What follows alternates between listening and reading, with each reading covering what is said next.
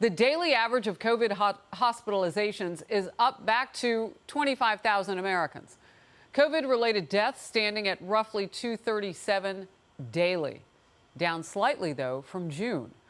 States are seeing some of the highest increases in COVID cases. Florida, Alabama, Maine, Massachusetts, and New York. Los Angeles County already mandating mask wearing indoors regardless of vaccination status. Las Vegas also recommending them again, among other areas. And today on Capitol Hill, CDC Director Rochelle Walensky addressed the spike in cases and urged those who have not yet been vaccinated to do so. In areas where vaccine coverage is low, cases and hospitalizations are starting to climb again. The message from CDC remains clear. The best way to prevent the spread of COVID-19 variants is to prevent the spread of disease, and vaccination is the most powerful tool we have. The overwhelming majority of deaths from COVID-19 are now occurring in unvaccinated people. Now the American Academy of Pediatrics is recommending all children ages 3 and up wear masks in schools this fall, regardless of vaccination status. Dr. Anthony Fauci says he agrees. I think that the American Academy of Pediatrics, they're a thoughtful group. They analyze the situation, and if they feel that that's the way to go, I think that's a reasonable thing to do. Senator Ted Cruz, Republican from the great state of Texas, is in focus now, and he's already shaking his head. So let's just get your top-line thoughts. At some point, Fauci became a Saturday Night Live caricature. Enough already with the mandates. Listen, COVID is a serious disease. We've treated it seriously. Vaccines are important. I've been vaccinated. Heidi's been vaccinated. My parents have been vaccinated. Her parents have been vaccinated. I think it's a good thing to get vaccinated, but we're seeing big government statists who are wanting to mandate vaccinations, who are wanting shutdowns again, who are wanting mask mandates again. Shutdowns were a colossal failure. They destroyed lives, they destroyed businesses, and these mask mandates don't make any sense. And, Fauci has, at this point now, embraced every position under the sun on just about every issue. Last year, in his emails and publicly, he was saying masks don't do anything. Now he's saying mask everybody. You're seeing people talking about even people who have been vaccinated should wear masks. It doesn't make any sense. We need to use common sense, and common sense does not entail having 3-year-olds wearing masks as we are vaccinating a very significant percentage of our population. Well, Senator, the way that you just laid that out, it made me think of something that I hadn't thought of before. And it's almost like Fauci and part of that group that he calls, the brightest among those scientists who are studying this and well-intentioned, which is all true. They're looking at this and they're saying, well, let's protect everybody who hasn't been vaccinated. Our job was to protect everybody who had comorbidities over the age of 75. And as you said, we've done everything we can do with the best weapon. Those people have made their decision now, many of them who are not immune compromised, about what they're going to do with vaccinations, which is why you made your decision to go get one, as well as Heidi, so on and so forth. Last word on that. But listen, people need to exercise common sense. I believe in individual responsibility and freedom. And so certainly if someone is elderly, if they have health issues, I think it makes a lot of sense to get vaccinated. One of the next battlegrounds is going to be vaccinating kids. Listen, we have not vaccinated our girls who are 10 and 13 because the rate of serious illness for children from COVID is so low that in our judgment, it didn't make sense as a cost-benefit analysis. But every family ought to make that judgment based on your family members and loved members. I'll tell you what doesn't make sense, Harris. The Biden administration is talking about wanting to end Title 42. Title 42 is the statute that has allowed adults to be illegal immigrants to be excluded during a pandemic, and they're wanting to release now essentially everybody. And given that we've been seeing consistently high rates of COVID infection from illegal immigrants, the Biden administration is contributing to the spread of this virus by releasing illegal immigrants against the law into our communities, and it's driving up the rates of COVID, particularly in South Texas along the border. That seems like indisputable facts. I mean, I don't know that you're going to get a debate on that one because all you have to do is count. right? Well, and we know our capacity of testing right now. We can barely process them. At the border yesterday in Del Rio, Texas, there were 300 people flooding in from the river. I mean, we saw those pictures live. You bring up such an important point. I have to move on, though, because I want us to cover some other things. A lot of backlash today, Senator, after the White House admitted to flagging social media posts it deems misinformation, as well as asking Facebook now to help police those posts.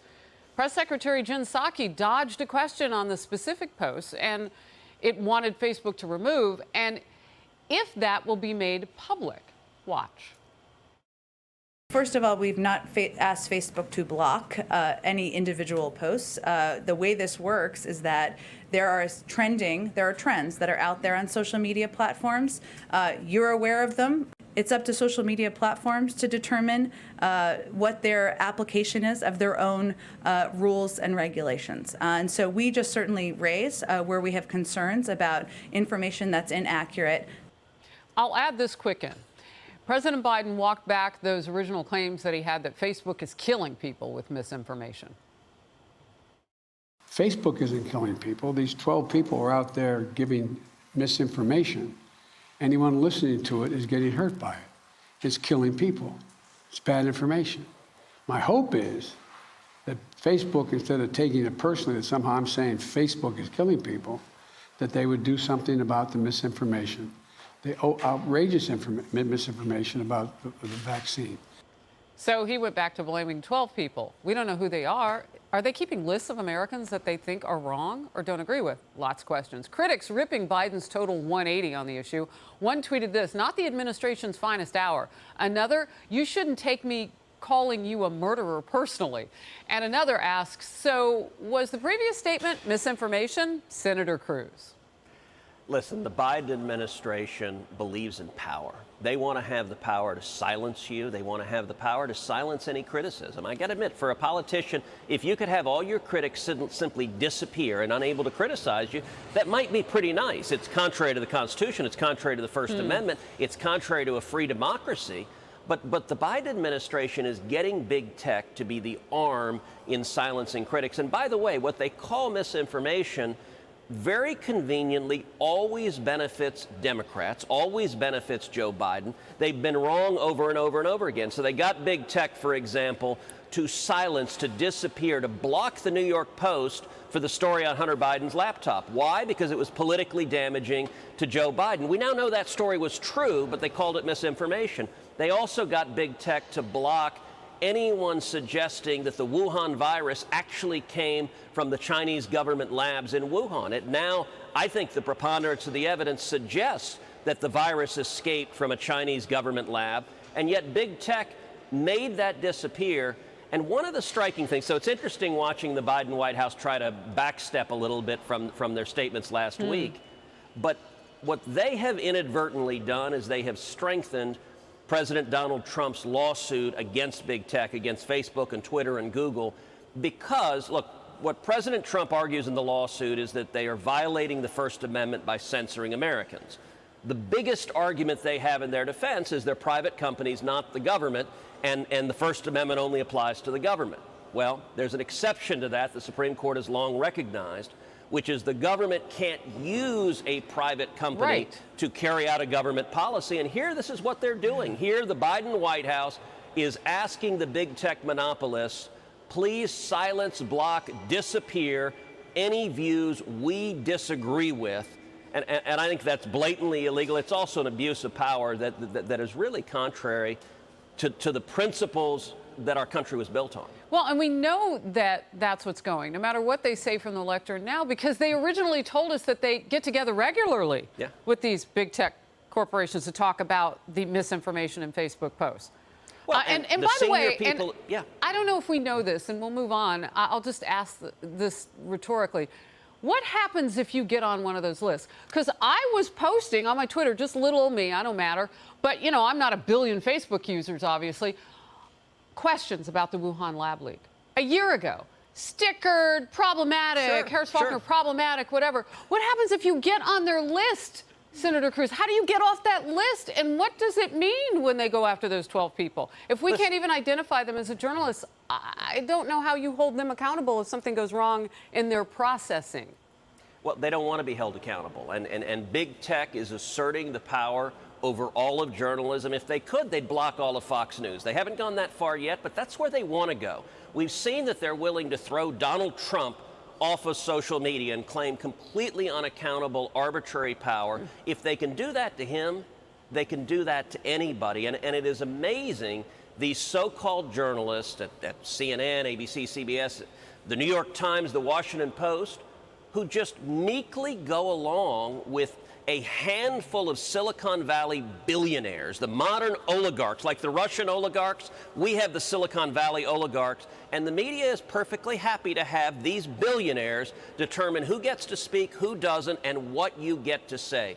It is the single biggest threat to free speech in America. It's the single biggest threat to democracy in America. I think we need to break up these big tech companies, and I think we need to stop them from censoring American citizens. They are out of control. All right, let's get to this. An aide for Speaker Pelosi and Speaker Pelosi both have tested positive for COVID after attending the same reception last week. Pelosi staffer, that one, helped usher a group of Texas House Democrats around the Capitol last week, and yet another one of those runaway Texas House Democrats has tested positive for COVID, bringing the total now to 6.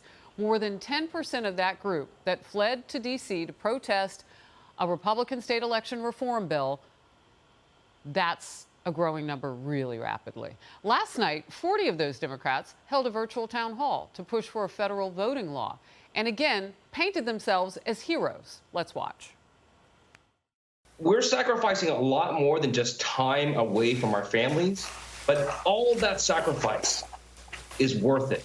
It's worth it to protect Texans. It's worth it to fight for the American dream. It's worth it to make sure that we have a future to leave to our children. A Washington Examiner op-ed says Texas Democrats cannot do anything right. Here's the quote.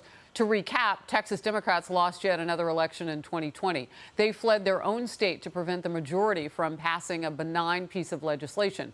They chartered a flight that they took maskless to Washington. Then 5, now 6, tested positive for the virus and also exposed the vice president. Senator Cruz, this is your home state of Texas. You have seen what I know with my relatives in Texas we don't do. We don't cut and run. That's what I've heard some Republicans accuse them of. What is the next phase that they're in now? Well, listen, karma is a remarkable thing, and this episode really embodies, I think, all that's wrong with the modern Democratic Party. Number one, they're willing to mandate rules for all Americans that they ignore, that they flaunt themselves. So you have Democrats that are eager to see mask mandates on everybody, who've been champions of lockdowns, and of course, when they get on their flight, they all take their masks off and end up a bunch of them getting COVID. But secondly, this is a political stunt. You know, we're seeing these Texas House Democrats that are holding themselves up as these heroic civil rights warriors. You know, they've likened it to the Edmund Pettus Bridge. Well, I guess that's right. If people on the Edmund Pettus Bridge who were standing up to the dogs and the beatings and the clubs were actually on a private jet with Miller Lite sitting back in luxury. I mean, it's a silly political stunt. The law that they're protesting is a common sense election integrity law. They claim it's voter suppression. It's things like signature verification on absentee votes. It's things like cameras in counting rooms so that you actually have accountability. But here's the good news, Harris. This stunt's going to fail. They're going to run around and spend a lot of time on a lot of TV networks getting a bunch of attention, and then they're going to come back to Texas. And when they come back to Texas, the governor has rightly said he's going to call another special session or another special session. When they come back, the Texas Constitution is clear. They can be arrested, and if they refuse to come and do their jobs, they will be arrested and physically taken to the floor of the House, and the legislature is going to do its job. It's going to pass this legislation, and this political stunt is not going to succeed. Yeah, the Attorney General of the state of Texas, your home, Ken Paxton, told me last week that absolutely they have the right to do it, and absolutely they will do it if it's necessary. He said the goal isn't to take them to jail. He said taxpayers are paying them to go to work. So he's just trying to get them, as you say, Senator, back to the Capitol. Real quick, last thought. You know, a bit of history. In 2003, I was the Solicitor General of Texas, and Texas Democrats did that then as well. They fled the state to try to stop the state from doing redistricting. And one of the first questions I got as Solicitor General was this question: can you arrest fleeing legislators who are trying to stop the legislature from meeting? I researched the question. The Texas Constitution explicitly authorizes using force to compel the attendance. That language is copied word for word from the U.S. Constitution, and there's hundreds of years of precedent of arresting fleeing legislators, the power to literally put them in handcuffs and leg irons if necessary. You know, in the U.S. Senate, Senator Bob Packwood was carried onto the Senate floor feet first. And so the answer is, and it's not arrest to go to jail. It's not to go to prison. It is to make them physically present on the floor so that they don't get to stop the operation of government and the rule of law. And that's going to be the end of this. On a lot of things outside of election bills. I mean, you know, I know that you all are trying to revisit the grid issues that you had problems with in the winter that froze, and you had all sorts of trouble for citizens there. I mean, there are a lot of things to get to right away. Senator Ted Cruz, always great to have you in the Faulkner Focus. Thank you so very much. Good to see you. Appreciate it. Hi, everyone. I'm Brian Kilmeade. I want you to do me a favor. I want you to click to subscribe to the Fox News YouTube page. This is the only way that I know for sure that you're not going to miss any great commentary, any great news bites, any great interviews coming your way on Fox. You can get it all here on YouTube. So subscribe right now.